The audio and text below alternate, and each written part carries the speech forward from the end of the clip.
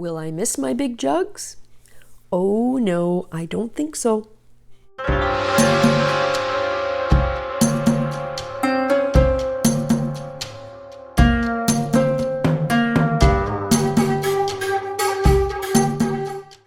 Hey everybody, Reefgrrl here. Mollywood has been a battle against nitrates, but I expected that because I have so many fish in here. Every 2 to 3 days, I was doing water changes where I had to lug giant jugs of water, like I showed you at the beginning of the video, up the stairs into the bathroom so that I could put them on the heated floor to maintain their temperature. Then I would pump water out of Mollywood into another jug that I would dump out in the sink, and then climb up a ladder to pour the new salt water back into the tank.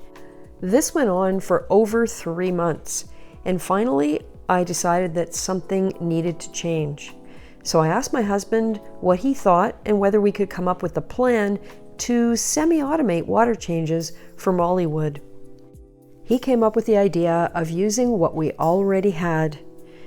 We already had a setup in the basement to pump water up to the Red Sea XL 425. There's the pump. So his idea was to take this existing setup but put a new connection in the hose to split it into 2. He then added these 2 valves, which are really easy to open and close. Important for me because I'm starting to get arthritis. I don't have much grip strength. One is labeled XL and one is labeled M. The XL, of course, is Amathia's Garden, and M is for Mollywood. Now, when I need to do a water change in either tank, the first step is to come here and open the appropriate valve and make sure the other valve is closed. Because we already had hoses running upstairs through the floor, it was a simple matter of running the new hose along the same path. And then once the hose was through the hole in the floor upstairs, then all I had to do was pull out enough length that I could do my water change on the tank, which was right beside that spot in the closet. So before I begin a water change, I just set the valves correctly. Here I have everything I need in this one small container. It's resting on top of the huge funnel that we installed for me to discard wastewater. That goes down to my laundry tub. And as you'll see, it's coming in really handy for this new water change setup. Step number 1 is to shut everything off except the light. Step number 2 is to mark the water level after everything is shut off. This will be my target for when I refill the tank, and that way I don't have to measure the volume that I take out.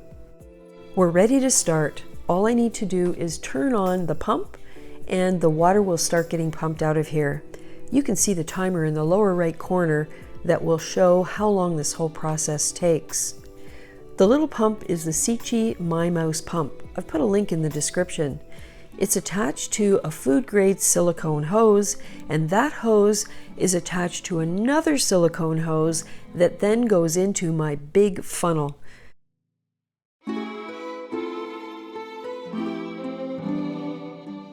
That drains it straight down into the laundry tub.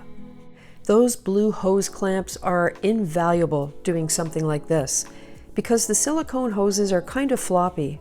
I tried this using vinyl hose, the clear tubing that is used for the other hoses in my system, but it was too stiff and I could not keep it in the funnel. It was really hard to deal with. So we're almost there, just about ready to shut off the pump. And then once I do, I'll be pulling the pump out of the water to break the siphon. This is such a contrast to how I used to do it. I would get my ladder out, put my jug on the top step, and pump the water into the jug. I'd have to hold on to the hose because it almost didn't reach down to the jug. Then I'd have to stop when it was full and take it and dump it out.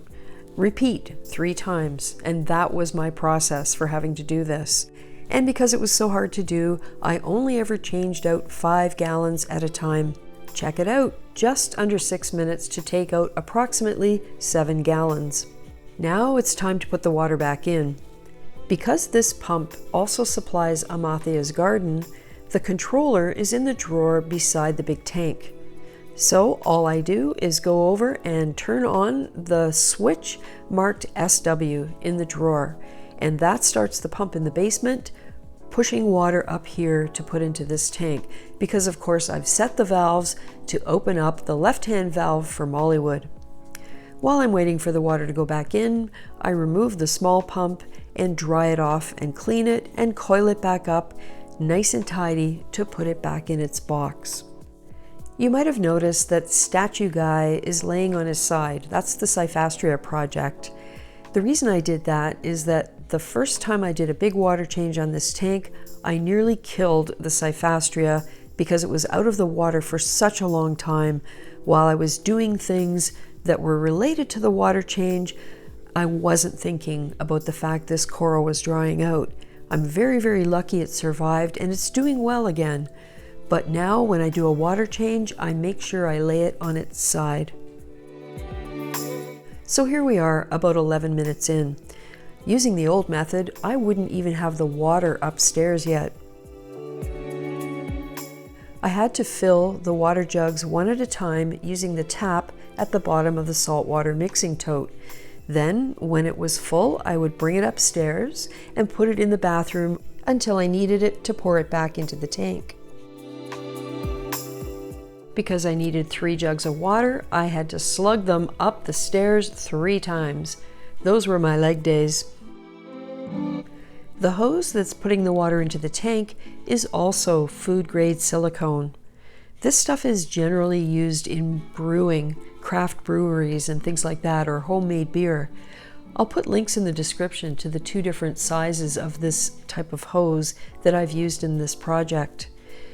That hose is connected to the clear vinyl tubing that comes up from the basement. And once again, that stuff was just impossible to keep in the hose clamp so that the water could be directed into the tank. It was so stiff and just impossible to use.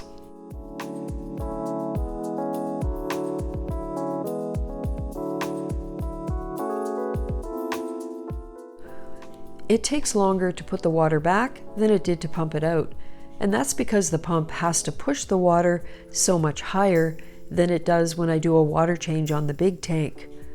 I've had it set at 7 out of 10, and that's the right setting for both tanks, I think, because I don't want this water to go blasting into the tank and hit the corky sea finger.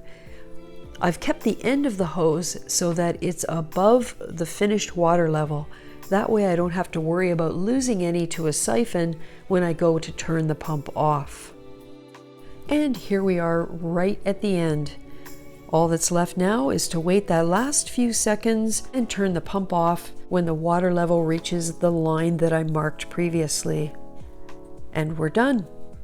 So this 7-gallon water change took roughly 30 minutes from start to finish. Everything's turned back on and we're good to go. Statue guy is back upright, and I've got the flow on with the exception of the Jebao RW4.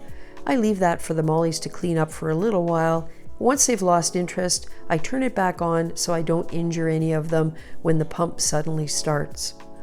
I've probably done 4 or 5 water changes using this new setup, and I love it.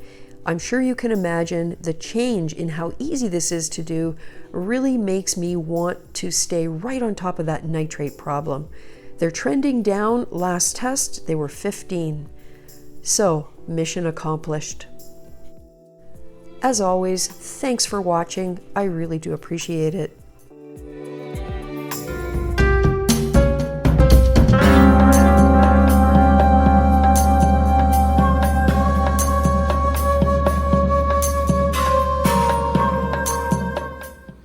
Bonus footage.